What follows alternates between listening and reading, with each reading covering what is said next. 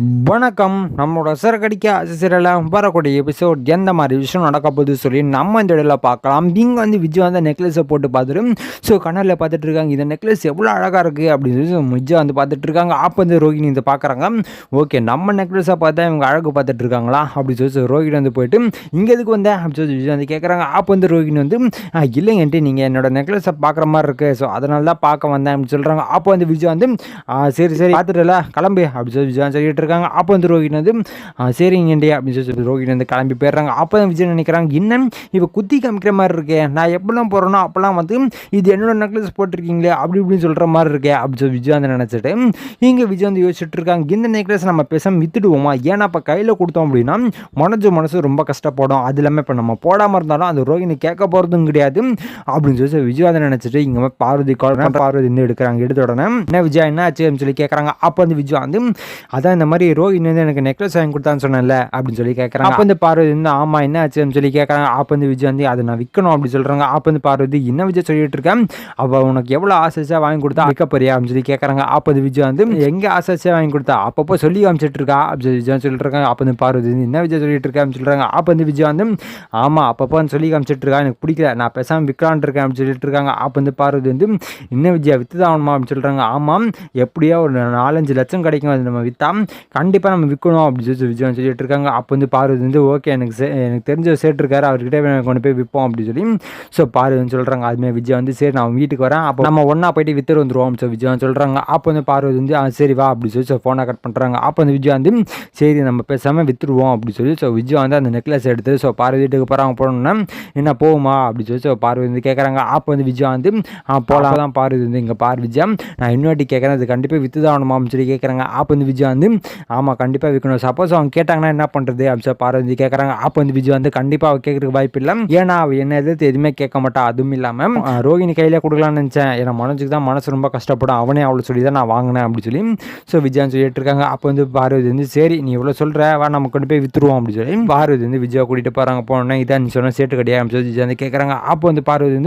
ஆமாம் அவர் நல்லா காசு கொடுத்துருவாரு, வா நம்ம போய் கேட்போம் அப்படி சொல்லி விஜய் சேட்டு கடைக்கு போகிறாங்க. போனோன்னா சேட்டு இந்த நெக்லஸ் விற்கணும் சரிங்க அப்படி சொல்லி கேட்குறாங்க. அப்போ சேட்டு இன்னது இது இந்த நம்மளோட சம்சாரம் நெக்லஸ் மாதிரி இருக்கே அப்படி சொல்லி சேட்டு நினச்சிட்டு வாங்கணும்னா இது உங்களுக்கு தானே அப்படின்னு சொல்லி கேட்குறாங்க. அப்போ விஜய் என்ன சேட்டு இப்படி கேட்குறீங்க, எந்த இல்லாமல் நானும் அவங்களுக்கு விற்க வர போகிறேன் அப்படின்னு சொல்லி விஜய் கேட்டுட்டு இருக்காங்க. அப்போ சேட்டு இல்லை நான் பார்க்குறது அப்படின்னு சொல்கிறாங்க. அதே மாதிரி ரொம்ப நேரமாக பார்த்துட்டு இருக்காங்க. இங்கே பார்வதி என்ன சேட்டு ரொம்ப நேரமாக பார்த்துட்டு இருக்கீங்க, என்ன ஆச்சு அப்படின்னு சொல்லி கேட்டுட்டு இருக்காங்க. அப்போ சேட்டு இல்லைம்மா இது கோல்டு தானே அப்படின்னு சொல்லி கேட்குறாங்க. அப்போ விஜய் என்ன நீங்கள் ஒரு ரேட் கேட்டுட்டு இருக்கீங்க, இது கோல்டு தான் நான் சொல்லிட்டு இருக்கேன்ல அப்படின்னு சொல்லி விஜய் சொல்லிட்டு இருக்காங்க. அப்போ தான் அந்த சேட்டு சரி நான் லைட்டாக தேய்ச்சி பார்க்கலாமா அப்படின்னு சொல்லி அதில் தங்கம் போச்சுன்னா அதுக்கு நீங்கள் காசு தருவீங்களா அப்படின்னு சொல்லி கேட்குறாங்க. அப்போ சேட்டு தங்கமாக இருந்துச்சுன்னா நான் கண்டிப்பாக காசு தருங்க அப்படின்னு சொல்லிட்டு இருக்காங்க. அப்போ விஜய் சரி அப்போ நீங்கள் வேணா பண்ணுங்களா அப்படின்னு சொல்லி விஜய் சொல்கிறாங்க. அப்போ சேட்டு இருங்க பண்ணுறேன் அப்படின்னு சொல்லி தேய்ச்சி பார்க்குறான். பார்த்த உடனே என்ன கோல்டு தானே அப்படின்னு சொல்லி விஜய் கேட்குறாங்க. அப்போ தான் சேட்டு என்னம்மா ஏமாற்ற பார்த்துக்கிறீங்களா என்ன அப்படின்னு சொல்லி சேட்டு கேட்டுட்டு இருக்காரு. அப்போ விஜய் என்ன சேட்டை என்ன சொல்லிட்டு இருக்கீங்க அப்படின்னு சொல்லி கேட்குறாங்க. அப்போ சேட்டு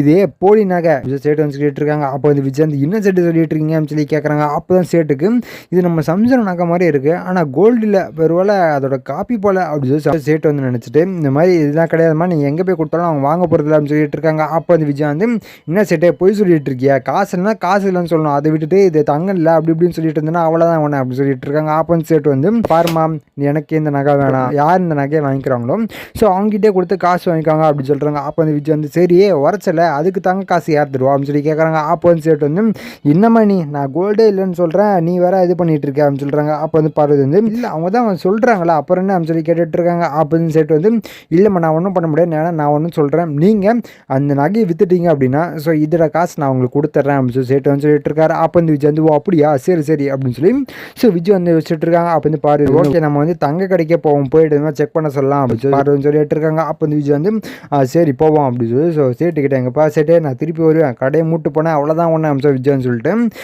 தங்க கடைக்கு போகிறாங்க. போனோன்னே இது கொஞ்சம் செக் பண்ணி பாருங்கள் அப்படின்னு சொல்கிறாங்க. அதே மாதிரி அவங்களும் செக் பண்ணி பார்க்குறாங்க. பார்த்த உடனே என்னம்மா இது போலி நகையாக இருக்குது அப்படின்னு சொல்கிறாங்க. அது கேட்ட உடனே விஜயாவுக்கு மிகப்பெரிய அதிர்ச்சி.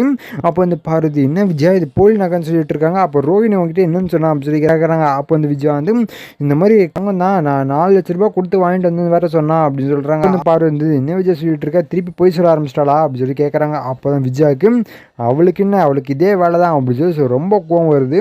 ஸோ அப்போ தான் விஜய் வந்து என்ன பண்ணுறாங்க, நம்ம நேர்லேயே போய்ட்டு என்னென்னு கேட்போம் அப்படின்னு சொல்லி. ஸோ விஜய் வந்து என்ன பண்ணிட்டு இருக்காங்கன்னா, இந்த மாதிரி இது போலியன் நகைன்னு சொல்லி ஸோ ஒரு சர்டிஃபிகேட் மட்டும் தர முடியுமா அப்படின்னு சொல்லி விஜய் வந்து கேட்டுட்ருக்காங்க. வந்து அவங்க வந்து தர முடியுமா, நீங்கள் எங்களுக்கு ஒரு 500 தரணும் அப்படின்னு சொல்கிறாங்க. அப்போ வந்து விஜய் வந்து இன்னும் இதுக்கு 500 அப்படின்னு சொல்லி கேட்குறாங்க. அப்போ தான் பாரு வந்து எதுக்கு விஜய் தேவையில்லாத எல்லாம் அப்படின்னு சொல்லி கேட்டுட்ருக்காங்க. அப்போ தான் விஜய் வந்து இல்லை ஒரு விஷயமா தான் அப்படின்னு சொல்லி காசை கொடுத்தா அந்த சர்டிஃபிகேட் வாங்கணுன்னா ஸோ உடனே வீட்டுக்கு போகிறாங்க. போகணுன்னா ரோகிணி இங்கே வா அப்படின்னு சொல்லி கூப்பிட்றாங்க. அப்போ தான் ரோகிணி வந்து என்னங்கிட்டி என்னாச்சு கத்திட்டு இருக்கீங்க அப்படின்னு சொல்லி கேட்குறாங்க. அப்போ வந்து விஜய் வந்து இந்த நெக்லஸ் எங்கேருந்து வாங்கினேன் அப்படின்னு சொல்லி கேட்குறாங்க. அப்போ வந்து ரோகிணி வந்து என்னங்கண்டி வச்சு அப்படின்னு சொல்லி கேட்குறாங்க. அப்போ வந்து விஜய் நான் கேட்குறேன் எங்கேருந்து வாங்கினேன் அப்படின்னு சொல்லி கேட்குறாங்க. இது கத்துன உடனே ஸோ இது பேசுறது கேட்ட உடனே ஸோ விஜயா பேசுறது கேட்டோன்னே ஸோ எல்லாருமே வராங்க. என்ன அவங்க கத்திட்டு இருக்காங்க அப்படின்னு சொல்லி ஸோ எல்லாருமே வராங்க. வந்த உடனே இங்கே வந்து ரோகிணி வந்து என்னங்கட்டி நீங்கள் எதுக்கு எல்லாம் கேட்டுட்டு இருக்கீங்க அப்படின்னு சொல்லி கேட்குறாங்க. அப்போ வந்து விஜய் தான் கேட்டுட்டு இருக்கேன்ல எங்கே வாங்கினேன் அப்படின்னு சொல்லி கேட்குறாங்க. அப்போ வந்து ரோகிணி வந்து நம்ம வந்து சிட்டிக்கிட்ட வாங்கணும்னு சொன்னால் மாட்டிப்போமே அப்படின்னு சொல்லி வச்சுட்டு இருக்காங்க. அப்போ தான் விஜய் வந்து இது போலி நகையாச்சா எப்படி உன்னால் பிராண்டு பேர் சொல்ல முடியும் அப்படின்னு சொல்லி விஜய் வந்து கேட்டுட்டு இருக்காங்க. அப்போ வந்து ரோகிணி வந்து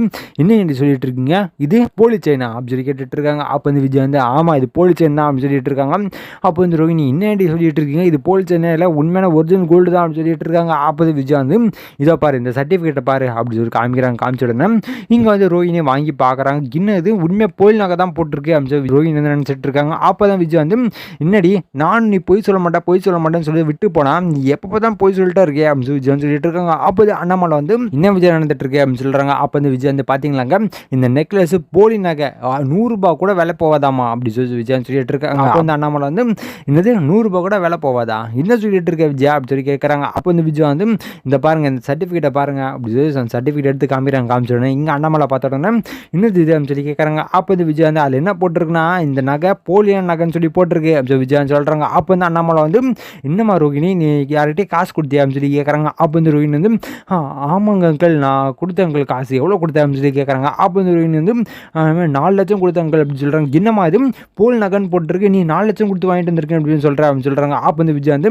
எங்க அவளே போய் சொல்கிறவ அவள் பேசுகிறத பார்த்து நீங்கள் பாட்டுன்னு கேட்டுட்டு இருக்கீங்க அப்படி விஜய் சொல்லிட்டு இருக்காங்க. அப்போ வந்து அண்ணாமலை வந்து சரி விஜய் அதெல்லாம் இங்கே இருக்கட்டும் அந்த நெக்லஸ் எடுத்துட்டு ஏன் நீ வெளில போனேன் அப்படின்னு சொல்லி கேட்குறாங்க. அப்போ வந்து விஜய் வந்து அது வந்து அப்படி சொல்கிறாங்க. அப்போ வந்து அண்ணாமலை எதுக்கு நீ வெளில போனேன் அது நகை கடை வரைக்கும் போயிருக்கேன்னா என்ன காரணம் அப்படின்னு சொல்லி கேட்டுட்டு இருக்காங்க. அப்போ வந்து விஜய் வந்து இல்லை இந்த நெக்லஸ் எனக்கு பிடிக்கல அதனால வித்துட்டு வேறு நகை வாங்கலாம்னு சொல்லிட்டு தான் போனேன் அப்படி சொல்லி விஜய் சொல்லிடுறாங்க. ஸோ இதுக்கப்புறம் எந்த மாதிரி விஷயம் நடக்க போகுது சொல்லி நான் அடுத்த வீடியோவில் உங்களுக்கு அப்டேட் பண்ணுறேன். ஸோ அது வரைக்கும் நம்ம சேனல் சப்ஸ்கிரைப் பண்ணி பக்கத்தில் பெல் ஐக்கான் பண்ணி வச்சுக்கோங்க. நன்றி வணக்கம்.